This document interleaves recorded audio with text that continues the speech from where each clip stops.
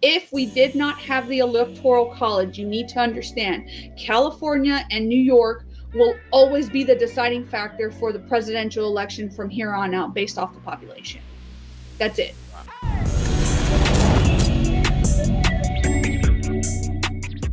I'm one of the voters that's undecided, right? And I'm trying to figure out who to vote for, right? And in conversations, the Electoral College came up. I've heard about the Electoral College, but back at Gardena, I was too busy chasing women with Corey before he was married, of course, back in Gardena High School.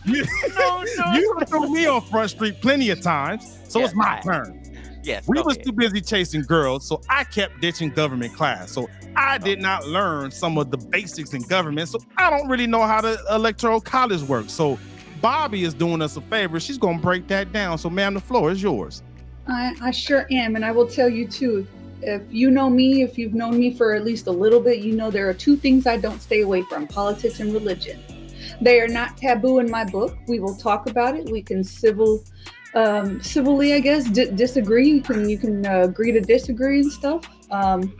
Every opinion that I give you is going to stand on the foundation of my biblical faith and who I am as a person through my experiences and through my faith. So that's where my opinions are going to come from. However, the Electoral College doesn't come from necessarily from a position of faith, but just a position of history. And so we're going to kind of take this time to dive into it, although we're not going to go extremely deep. Right now with the presidential election coming up, a lot of people are like, oh, it's not fair. This person got voted in and they shouldn't have been voted in.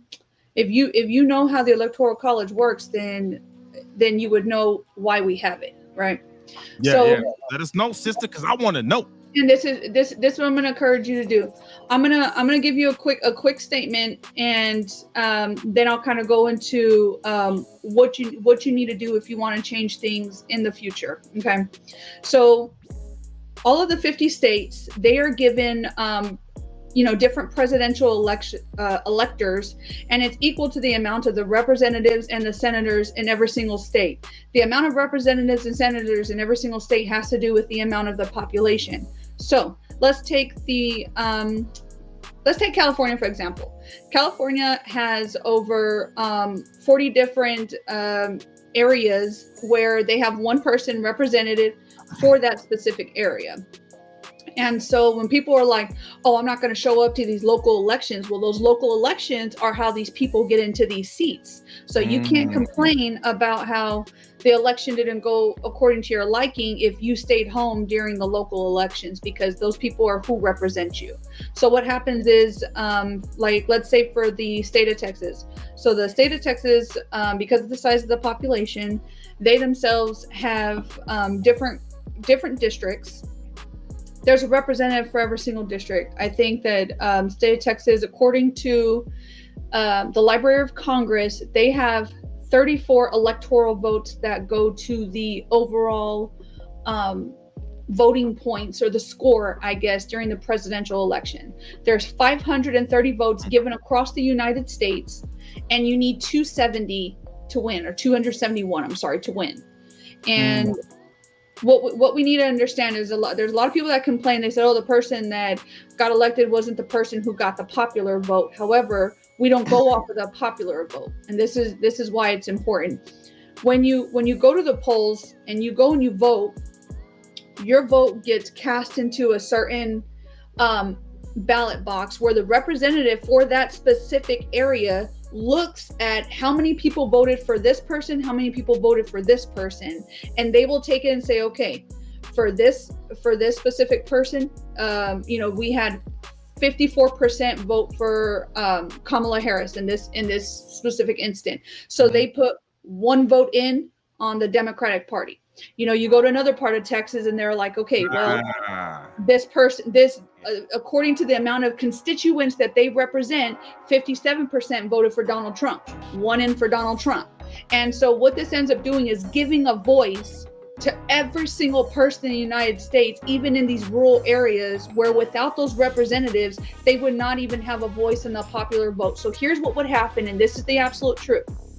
If we did not have the Electoral College, you need to understand, California and New York will always be the deciding factor for the presidential election from here on out based off the population.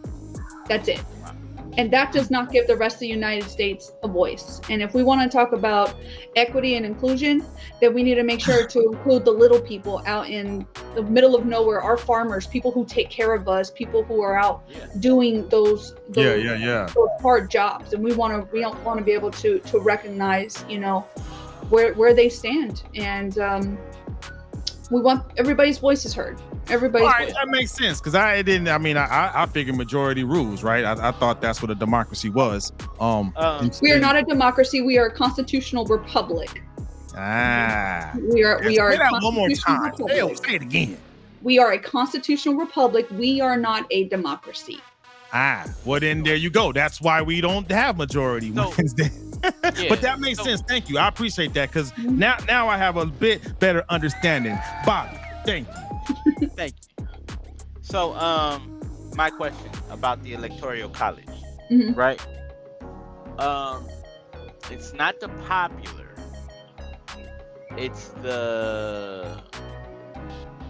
not the popular vote. So, is that some of the reasons why, like, you have candidates campaigning in certain areas more so than others? So yes, they're campaigning in what we call battleground states, and there's about 9 of them. These swing states, call them swing states because depending on how they vote can swing the election one way or the other. These are battleground states. Illinois and Pennsylvania for sure. Pennsylvania is huge right now on the ballot for what's happening. You know, in the first assassination attempt on Trump happened in Butler, Pennsylvania, at his rally there, and so because of that has really just watching the polls may in fact swing red this year, where I think in 2020 it swung to the blue side. So it could vary, and those things are what swing an election. Now, when we look at back to states like California and Texas, which, by the way, if you don't know, California has the largest population in the continental 48 states. So we know for a fact California is going to vote blue down the party line, whereas Texas always votes red. So a lot of times candidates won't go to these states to go do a lot of heavy campaigning because they already know, based off of the history of the voting, how they're going to vote. You know what I mean? Yeah, Donald Rump, not to be confused with Donald Trump, said, Georgia, that's why there's so much stress over the polls that happened in Georgia when it was Trump versus Biden. Absolutely, sir. Now, I will say this: if I could do anything about changing the way we do run our elections, I do believe, and you've heard me talk about it, we need to take the digital arm out of things and go straight back to paper ballots. Go straight back to paper ballots. This is going to reduce, and this goes for Republicans, Democrats, and Independents. This is for everybody. If you truly care about the way our elections are being run, let's all go back to paper ballots. You can't screw that up. But when it comes to, you know, the different voting machines and being connected to the internet and the amount of hacking that is going on right now, should we trust that? Good point. That's a good point. Good point. Scantrons, baby. Those are the ones that were like, weren't they? No more Scantrons. That was a comment that came from Creative. Before anybody throws stones at me, I do want you to know I have voted in local elections for like the last 15 years. I always vote local. I go to see who's sitting in school board seats, superintendents of areas, any of those minor chairs to be elected in. You should know who are sitting in those chairs, because when issues happen, you need to know who exactly is representing your district. Who is your district representative? How do you, rather than just sitting at the table and crying and complaining about how things aren't going this way or this way, reach out to those people who represent your district. They are supposed to be the voice of the constituents. And she's teaching me, because when you said it, I don't know none of that, man. I don't even know. I live in Converse. I don't even know who the mayor is. Like, I need to get back. I got some work to do, man. Like, hey, I'm being honest. Like, how many other people are out there just like me? I don't know none of that. I know Kamala Harris and Trump and that, but I don't know the sheriff. I don't know none of that, man. Well, you need to know about government, because the governor controls the money. Now, I do know the governor because he's always in the news. So, yeah. You gotta Follow the money, G-Mo. Please follow the money. Hey, I know that part. So we got a couple of comments. So Creative Native earlier said Californians will complain about the living situations and talk about change and then vote the same folks back in these seats. Then what else? And then we got Genevieve. Shout out to Genevieve showing love on IG. Local elections are important. Love that. Yeah. That's it's just so okay. This I got a question. For those of us that are busy grinding, right? How do you make hustling? Every day I'm hustling. How do you make time to learn all of that, man? That's my frustration, honestly. So go ahead. It goes back to when we was running the campus. We should have been paying attention because literally right after we graduated, because you turned 18 before you graduated from high school, and right after I graduated from high school, I turned 18. And that year was the year where we could have started paying attention because year 2000 was an election. Yeah, that was my first one. Right? And we were able to vote. But I think what we need to do is, you know what I'm saying? Sometimes we may just have to pick up these little boxes we call phones in our hand and start doing some research on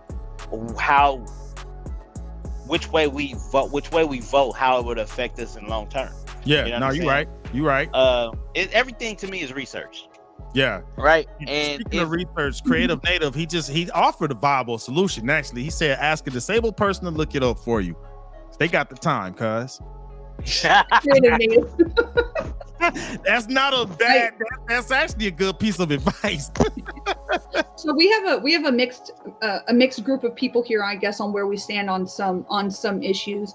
I don't stray away from the topic at all. So just so you are aware, I voted for Donald Trump in 2016, 2020, and I am voting for him in 2024. While I do not always agree with some of the things that he said, that man is funny. I don't always agree with everything he says, but I go back to policies because where it hits me in my pocketbook, where things start to affect my family and affect my girls, those are kind of what I look like. I go and remember what my life looked like between 2016 and 2020, and I go back and look 2020 and 24, and I see the struggle, and I'm like, I don't know if I want that. But again, we go back to policies. Yeah. I build mine on that foundation of faith. Do I expect everything to be perfect? No. While it may not be, 100% falling on my biblical and moral values, if I can get to an 85%, then that's what we're rolling with. There's a threshold. And that's what I'm rolling with. And so, or anybody tries to attack me, just know. There's no attack. So actually, Genevieve, because to answer my question on like how the heck do I learn like about our local, people that are running, right? She actually shared something. This is from Genevieve. Most cities put their council meetings online. If you can't attend, follow your mayor on social media, see their policies. Who are they? Got to make time to look into it. And who endorses them too? Who's paying into their campaign? Because that's another thing, especially on the local election level, because who gets voted into the local election level, if they begin to push out certain laws and stuff or certain little bills that get put through and they begin to positively financially affect that company who just endorsed them, you always got questions. You know what I mean? Yeah. No, good point. You always got questions. And so to answer your question though, Gmo, I got interested in all this probably back when Obama was running. And maybe about 5 or 6 years ago, I started actually getting into local politics. So there's quite a few signs around San Antonio that people are running for certain things, and I personally know those people. Really? Because I got involved on the local level, on a political level. Nice. Because this is where it starts. When we talk about that grassroots movement, this is where it starts. It don't start in big cities. No, it starts in people's homes. It starts at rallies. It starts when you begin to have like-minded people that say, yeah, you know what? I did have this happen, and I did see how this policy affected me, or what happened, and you begin to collaborate and build trust and friendships and networking with all those people. Yeah. Good point. And to add to that, Genevieve had another note. She said, doesn't have to be over extensive research. It's good to know at least what track they're on. And you're a good example of that. You know what I mean? Because what you just listed out right on that journey was you took the time to know all of them. You knew them personally. So I'm like, I'm gonna have to carve out some time for that. I don't know nothing. I'm in Converse. I don't know none of them folks. Well, let me tell you something, and I don't know how to say the man's name right, but a lot of people I know him. And he was he's one of the mayors, or he's running for one of the mayors. Mayor position. I'm not sure it's Carson or it's not Gardena or Torrance, one way or the other. He was a customer of mine, and nice. Yeah, well, not nice. Oh, well, okay. Let me scratch it. He wasn't a customer. He was a prospect, because some people, when you're doing cold call businesses and you're trying to reach out to them to sell them something, you have to schedule a meeting so that you'll be able to see the person face to face before you send them out $5,000 worth of cell phone equipment. Yeah. So I go out there and I meet with him, and this guy is like, he's highly arrogant. He's like, "Do you know who I am?" I'm like, "Well, yeah. You have your own nonprofit. This is what you're doing." You know what I'm saying? Yeah, based off of what I prospected and how I got in contact with you, this is who you are. Like, nah, man, I'm about to be the next big thing in Southern California. And I'm like, that don't care. I don't look. That stuff does not entertain me. I don't care, because what you eat don't make me. Whoop, you know what I'm saying? So it's like, bruh, man, tell me about your business so I can validate me sending you these iPhone 12s at the time, right? You know what I'm saying? Yeah. And he was like, "Yeah, man, you know what I'm saying? You should know about me. I don't even know why I even took this meeting if you're not just gonna hand me these phones." I'm like, "You know what, sir? I bid you a good day. Bye. Have a good," and I'm out. And so then I'm leaving a mixer, an event, and I see the same guy, and everybody all upon him. I'm like, "Oh." And then I see he's running for a position, and I'm like, and he calls himself a man of God. Okay, I judge the fruit by the spirit. You feel me? Ooh. So when I'm looking at, I'm like, yeah, you one of them guys who gonna end up being on TV 5 or 6 years from now saying that you did something to your congregation, because I know for the fact that you didn't know me from Adam, and you want to impress me by saying, "Do you know who I am?" Unless you change your life, repentance is for everybody, and you change. Which that makes me so mad hearing that. Hopefully he has. I mean, yeah, but this was in 2018, so hopefully he changed his life around. COVID affected a lot of people. Yeah. COVID humbled a lot of people. Hopefully it did. But if he didn't, I'm like, bruh, deuces, because I'm not voting for you. You know what I'm saying? I'm glad you're not in my city. Yeah, he was I make my own smear campaign. I'm by just telling the truth, just putting your truth out there. You feel me? I still got notes from the meeting. Hey, it's like we said earlier, man. Power and money, man. It enhances who they are, man. And if that's the type of person he was already showing you. What did Maya Angelou say? When people show you who they are, believe them. Believe them. And people don't. And another one of her quotes is, "People may forget what you've done for them, but they will never forget how they made you feel." He tried to make me feel real small. Yeah. And thank God I had the confidence to know who I am. Yeah. I was like, you know what? I can take this deal, or I can leave this deal. And I ain't about to put in hard work and something that ain't gonna manifest into nothing. Yeah. Nope. Good for you, Corey. That takes a bigger person. That takes a bigger person, man. Yeah. Good for you, for sure. And you know what? That's a good way to wrap that up, to know your local politicians, right? So that way you can impact the federal vote, right? Local with your local vote, right? That's what I'm understanding, is you got to pick the right people to represent, make those calls. Thank you for that. Now I got homework to do. So when people are like, "Oh, my vote don't count," it actually does. Yeah, it actually does. Your vote truly does count for who gets put in that representative's position. So yes, it does. Please go out and vote. Make your voices heard. I'm not telling you who to vote for, but just know you have a right to do it. Stand out there and do it. So I should not write Wu-Tang in on the ballot. If you want to, that's your right. Wu-Tang!